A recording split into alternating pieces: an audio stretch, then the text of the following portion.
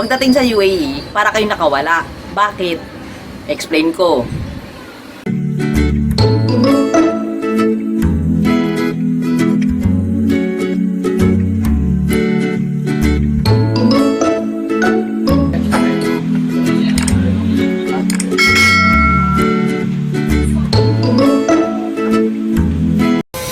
Assalamualaikum guys! Welcome back to my channel, Tan Qureshi Vlog.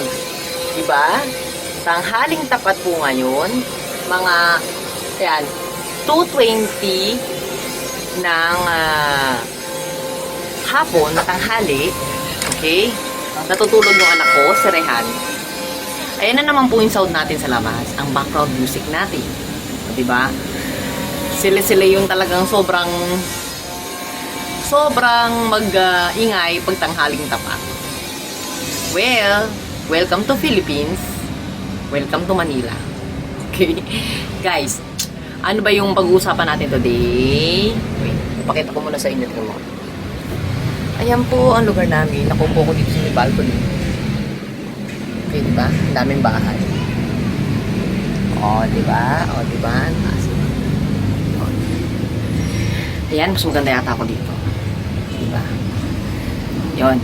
Guys, pag-uusapan natin ngayon, ha? Tamaan na ang matamaan, pero what I will tell you today, what I will discuss with you today is yung reality na nangyayari sa UAE. Okay, guys. But before I start, yung mga bago sa channel ko, my name is Zai. I'm a Filipina and I am married to an Indian man. Diba? Hindi nyo nakikita rito yung asawa ko kasi nasa Abu Dhabi siya, naiwan siya doon. Okay? Mga anak ko lang kasama ko, nandito kami sa Manila. Yun, na-lockdown din kami. Dapat nandito kami sa Cavite.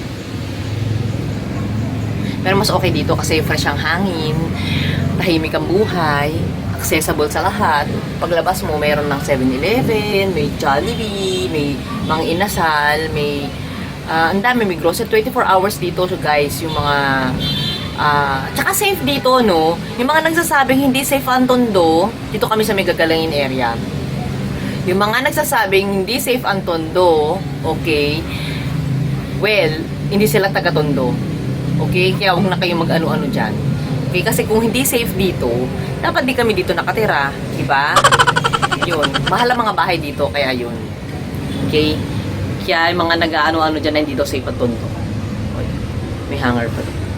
So yun guys, pag-uusapan natin ngayon is paborito ng lahat kasi ganito yun ha.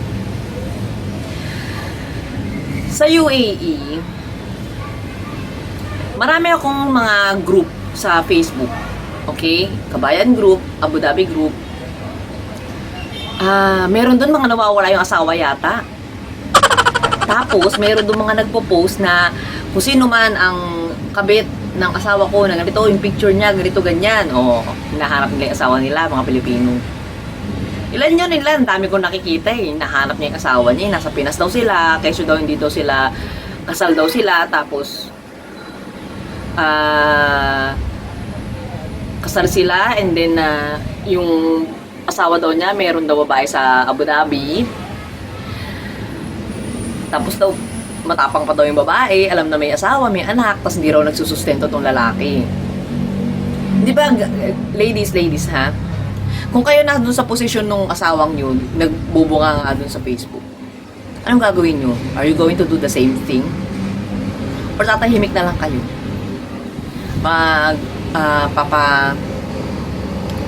Parang dead man na lang. Di ba? Kung ako kaya, ano kayo mararamdaman ko? Hindi ko alam eh. Hindi ko ma-explain at ayokong isipin. Yun. So, ito para naman itong vlog na to para sa mga kabayan, OFW, na married sa Pinas, single sa UAE. Marami ba natamaan? Taas ang kamay at mag-comment. May mga na-experience bang ganito? Yung mga asawa sa Pinas, taas ng babae yung mga asawa sa UAE or ng lalaki. Kasi ano na yan guys very sad to accept it. matagal kami nag-stay ng asawa ko sa UAE, talagang sobrang daming ganitong sitwasyon.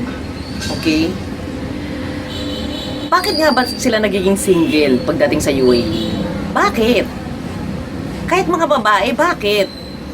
Ang dami niyong anak sa Pinas. Pagdating sa UAE, para kayo nakawala. Bakit? Explain ko. Kapag ito in-explain ko, tanggapin nyo. Kung ayaw nyo tanggapin, edi wag. Basta sinabi ko sa inyo, ako nagsasalita lang ako dito. Kasi, based on my observation. Okay? Based on my experience sa pakikisalimuha sa mga kabayan sa ibang bansa.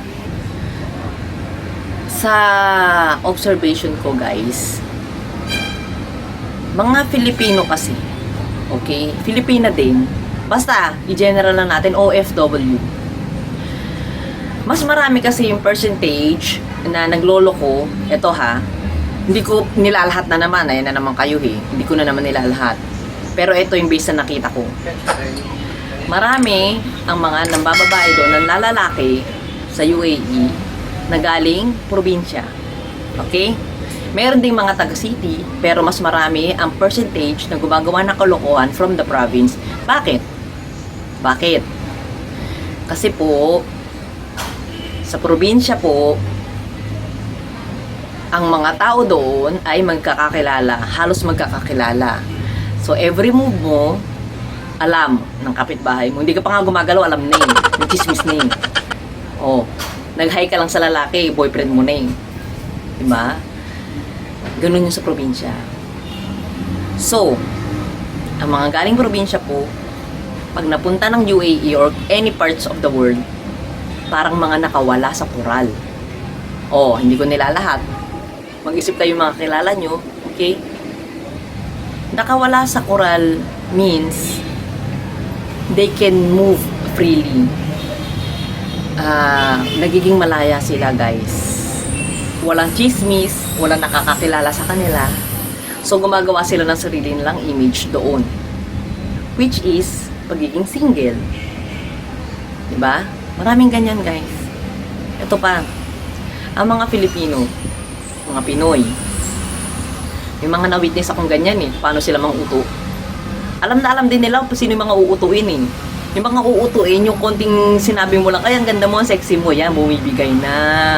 Oh, nakilala kayong ganyan? Mag-comment na kayo, guys. Bibigay na sila. Yung mga hindi pa pala nagsasubscribe sa channel ko, ha? Salamat pala sa mga nag-view muna. And dun sa mga yung mga hindi pa nagsasubscribe, hit the subscribe button and don't forget to hit the notification bell. Okay, guys?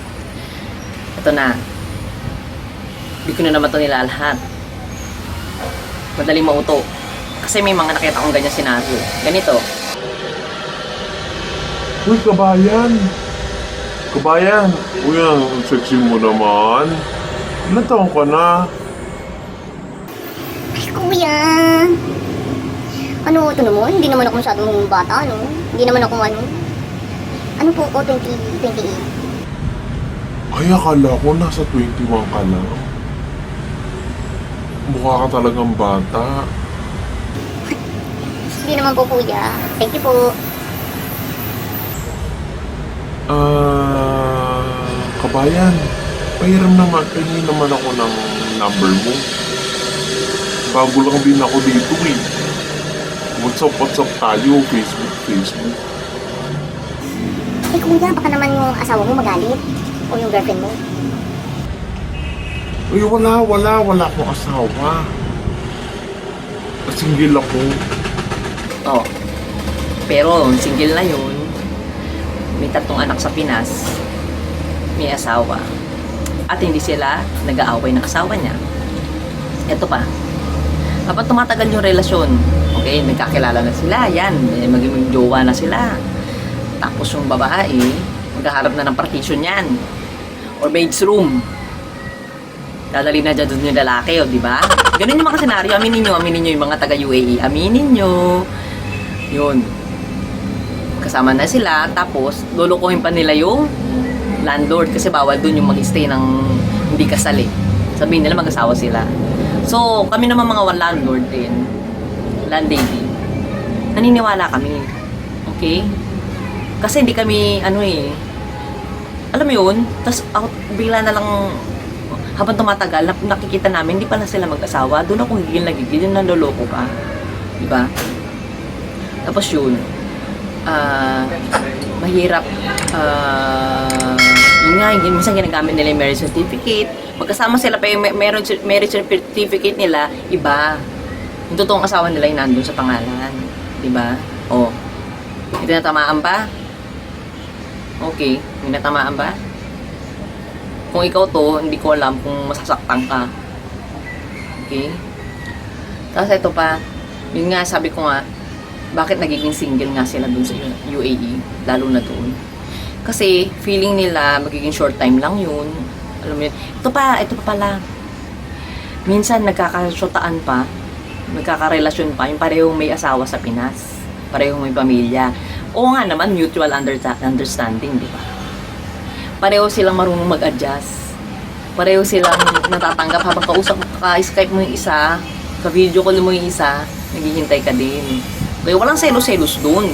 Siyempre, same situation eh. Kumbaga, soulmate. Yun. Ano pa ba? Pero guys, ganito ha. Alam mo ba mas marami yung mas maraming ganitong case sa mga Filipino, sa mga Pinoy, Pinay. Kasi, most of us, prefer nilang magtrabaho or kaya lang magtrabaho mag-isa, yung isa lang sa mga parents, okay? Or kung suswerte-swertehin ng konti, dalawa silang nasa abroad, tapos yung mga anak nila nasa Pinas, which is hindi naman maganda rin epekto sa mga bata kasi wala silang nadadaanan na magulang, puro lola at lola lang. Yun. Pero kasi ganito yun, ba't mas marami yung percentage na nagloloko ng ganito? Pansinin nyo, meron, hindi ko sinasabing 100% ng mga ibang lahi walang nanloloko sa kanila kasi may nanloloko din sa kanila, may ganitong sitwasyon din. Pero bilang lang talaga. Example, ang Indians.